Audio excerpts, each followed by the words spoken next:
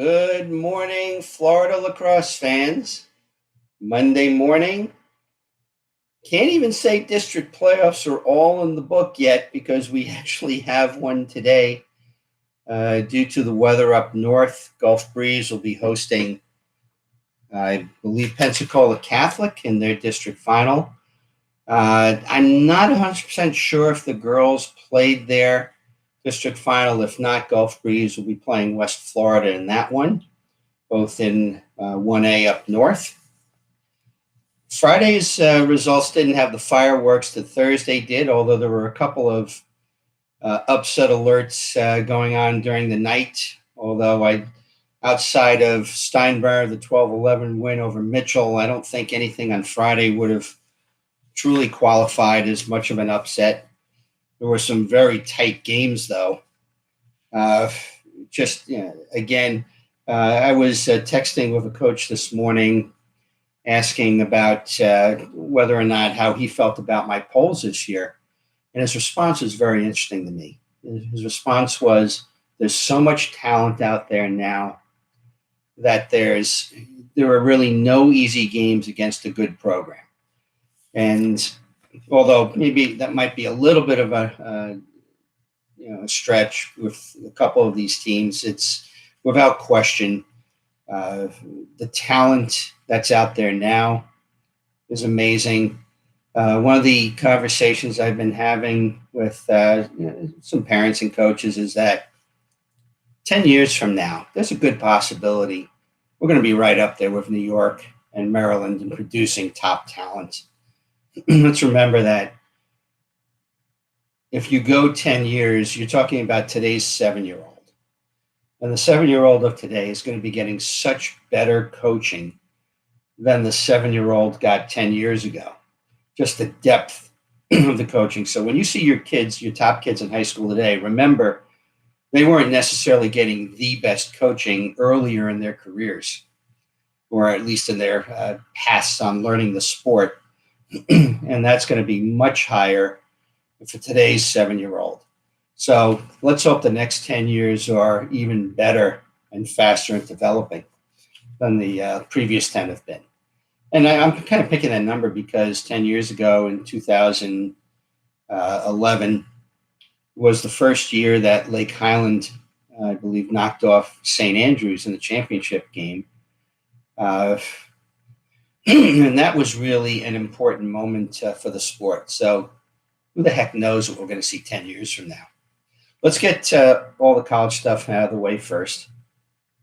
An awful lot on the scoreboard. Ave Maria women received votes in the top 10 in the NAIA poll. The Kaiser women are number one in the nation in the latest poll for NAIA women. And considering that program is 4 years old, maybe, that's a heck of an accomplishment. They'll be in action in the Mid-South Conference. Kaiser men ranked 4th in the nation. They're going to be in there. I think they're going straight to the NAIA tournament. Jacksonville men, they lost to Richmond 14-7. I believe we already posted the article on that. If not, I'll have it up this morning.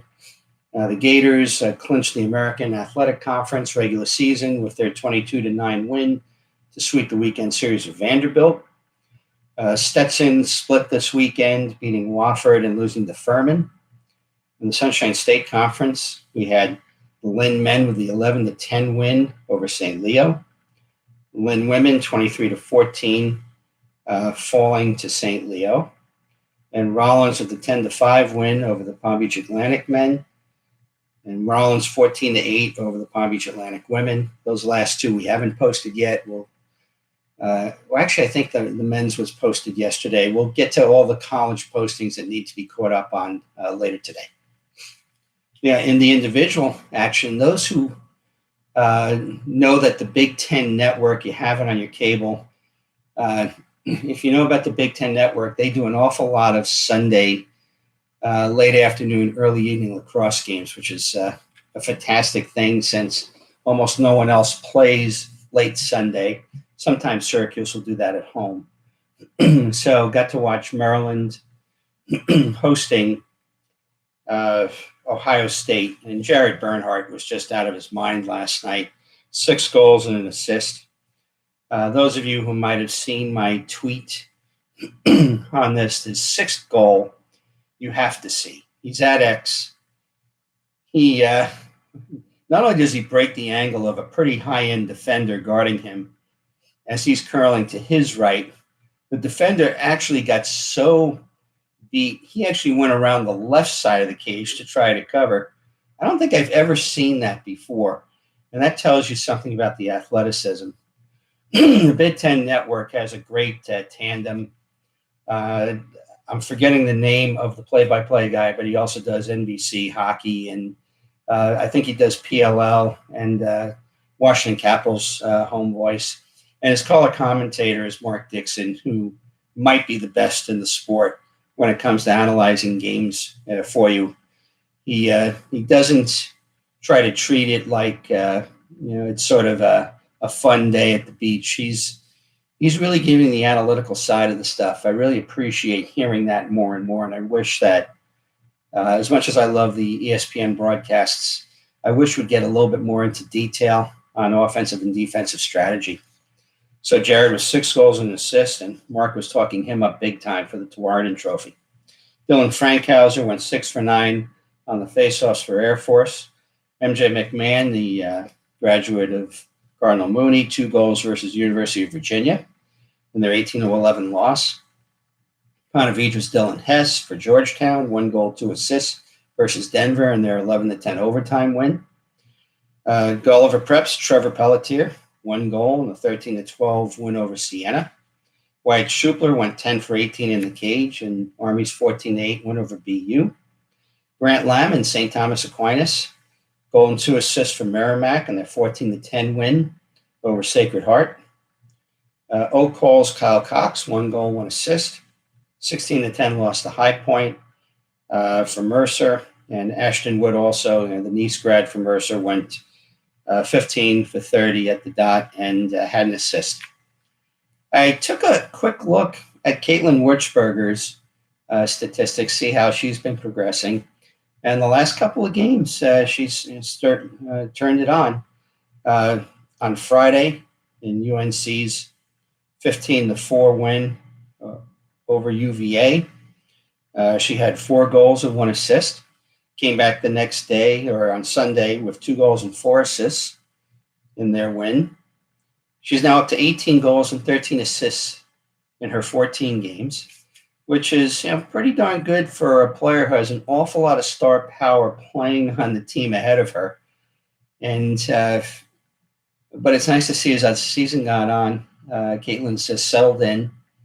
Has basically shown that she can certainly produce at a high level, at a very high level in the sport and the college game. And we'll see how that goes. And viewers out there, if you know about other of the Florida girls who have gone on to college playing the women's game at the D1 level, who are performing really well, let us know. Lee at FloridaLacrosseNews.com, because I want to try to keep track of as many as we can. Okay, now back to Friday night.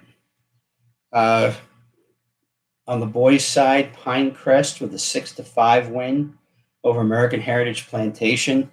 American Heritage came on strong second half of the year. Pinecrest has run the table since the early season loss to St. Andrews.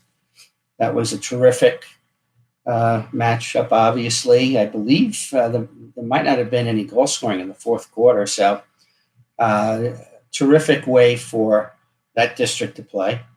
Holy Trinity Episcopal, 9-8 over Cocoa Beach. Glad to see Cocoa gave them quite the game. Holy Trinity moves on. They'll be playing St. Edward's in the first round. The minor upset of the night, Steinbrenner at 12-11 over Mitchell. Hate to beat a dead horse, but the tougher a schedule you play, even if your record doesn't reflect it, the better you are prepared for these district playoffs. But Clay, easy win over South Walton. They move on. Community School, an easy win over Naples. Forest got by Buchholz 15-7. One interesting score that I was following on Friday night was Berkeley Prep and Tampa Jesuit. Prep held a 4-2 lead after the first. It was 4-4 at halftime, but Tampa Jesuit outscored them 5-0 in the fourth quarter to pull away for the 9-4 win. Not surprising. Those who remember the preview we did on the district will remember that I said that 3 games in 5 days, and then having to face a team that you comfortably lost to in the regular season. That's just a little too much to ask for. But a great effort in district for Berkeley to try to come out of that district. And congrats to Jesuit for continuing their excellent season. We had a really interesting Lake Highland Bishop Moore, 14-13 for the Highlanders. It was an interesting tweet at 14-11 showing the scoreboard in the last minute. Then Bishop Moore proceeded to score 2 more goals to make it 14-13. I don't know if they had a shot at the end to tie it or not.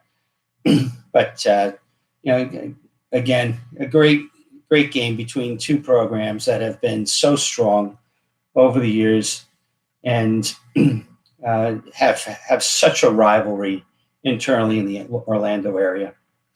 And then one that I was following, and again, I'm kind of basing this on Max Preps, I was monitoring Boone and West Orange. And this was almost a big upset, too. West Orange was leading 7-4 in the fourth. And Boone put up the last 4 games to rally for the 8-7 win. Congrats to them for pulling that out onto the bracket. Windermere with the comfortable 12-6 win over Dr. Phillips. That should be Windermere's first trip to the brackets. Oak Hall easy over Menendez. We had St. Andrews with the 10-4 win. We've already put the article up. Those who saw the interview with Tony Seaman after the game, embedded in the article also on our YouTube channel. This is a team that knows what it wants to do and does it. It's as simple as it gets. Get enough goals, rely on a strong defense, solid goaltending. This is a formula that wins lacrosse games. And congratulations, Oxbridge, obviously a fine season. Never really was able to play healthy at any point in the year. But congrats to Coach Ross on his team's win. And, they'll be back next year challenging too. Riverview, Sarasota, 11-7 win over Gulf Coast. I believe that was a tie game or maybe a 1 or 2 goal game at halftime. Riverview on to the brackets. Congratulations to Coach DeLisser and his team. On Saturday, we had Gulliver, the 9-7 win over Westminster Christian. We attended that game. Have the write-up later today. I got to tell you, it was one of the fun, loud crowds of the year. Nice contingent from Westminster Christian coming over. Gulliver had a nice contingent there. Anyone who's been to that field knows that you're right on top of the action.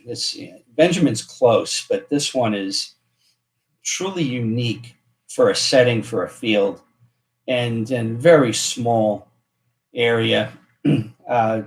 And they did something that, boy, I wish every school could do. It's not a large stand, but they actually covered it with tarpaulin so you're out of the sun and installed ceiling fans to make it very comfortable for you under the game. I was at the game. Coach Morrissey of Columbus showed up, and former head coach Jimmy DeLang over at Columbus, who I love sitting and talking with, also showed up, and we just kind of talked all game about what we were seeing on the field. Enjoyed it very much. Hope to see Coach DeLang maybe get a little bit more involved in the high schools. He's been doing middle school for the most part and taking it easy and enjoying his life. But it was great to see Jimmy again. And Pensacola Catholic with the 12-10 win over West Florida in order to get to that final with Gulf Breeze. On the girls' side on Friday, Community School over Naples comfortably. West Florida with the 8-7 win over Pensacola, apparently. So, they move on. Ransom Everglades 15-2 over Key West. South Walton sneaks by Seacoast Collegiate 6-5. Vero with an easy win over Vieira. Plant with an easy win over Eastlake. Lake Brantley with an easy win over Windermere, and we already had the Ransom score. Yeah, the reason there's less games on Friday with the girls is most of them got their district finals out of the way on Thursday, and we reported that on Friday. So, basically, we've got Friday games on the boys' side, Thursday games on the girls' side. Thank God for that. One of the things that we've tried to bring to Gainesville's attention over the years is that this is very much a family sport. This is very much a brother. It's very common for brothers and sisters to both play the sport. And when they were playing bracket games or district games on the same day, a lot of times moms and dads would have to split up in order to go see. One would go see the boys' games, one would see the girls' games. And it was really a shame that both parents couldn't see both. And God forbid it was a single parent and they had to choose between the brother and the sister. Thank you, Gainesville, for listening, for getting these games on separate days. Please make sure that you can find a way to do that with Districts 2 next year. Maybe with the extra teams, it might be a little bit tougher. But let's try to really make it so that families don't get split as they go along these days. We're going to be this week. What I try to do is tonight get all the college stuff out of the way, get the Gulliver Westminster Christian write-up up. Then starting tomorrow and through Wednesday and Thursday, we're going to do some really deep diving on these brackets. We're going to try to give you as much information about the participating teams, both on the boys and the girls side, as possible. We should have our bracket predictions for the first round. I won't try to produce Final Four predictions yet because we're going to have a full week after this one to do that. FHSAA making it so that it's just Friday night games. For those who, usually because I live in Boca, the assumption is that I only do the playoff games in my area. But as I'm looking at the first round on the boys' side, it's basically Stoneman hosting Jupiter and Columbus hosting St. Thomas in the first round in 2A. I'm not really sure either of them is going to be close. Columbus may be closer than Stoneman, but on the 1A side, Pinecrest is hosting St. Andrews. I think that's possibly the most interesting right near me, but really maybe the most fun would be Gulliver and Berlin, although Berlin beat them in the regular season. Those two, that's a Hatfield-McCoy fun type approach. But we've kind of made a decision with the website. We're very much leaning towards getting on the road Friday and going up and going to cover in person Lake Mary hosting Creekside. I think that is the premier first round matchup across the state. And I just think that it's worth the 3 hours, stay overnight, and already potentially planning Saturday something for the website. But we really think it makes a lot of sense to go see Lake Mary and Creekside on Friday night. Now, something I forget to do at the beginning of every video, and that is, please hit the subscribe button. You've had a respite from crappy music videos from the 70s for 2 weeks now. I've taken it easy on you. So let's go out and let's get those subscribers going. Pass it around in your community. No reason why, even if you never watch the video, hit the subscribe button anyhow. We must have made some sort of milestone, because I've noticed the last couple of days that some of our videos have had a commercial put in front of it by Google. And that is definitely a step in the right direction. If you like these videos, hit the like button. If you don't, hit the unlike button. That's okay. Feel free to comment. Keep it clean. I don't need YouTube on my butt about these things. You have your respite today. For those who are playing on, have a good week of practice. Parents, make your plans for the games you're going to attend. This is Lee Roggenberg saying so long from the Sunshine State.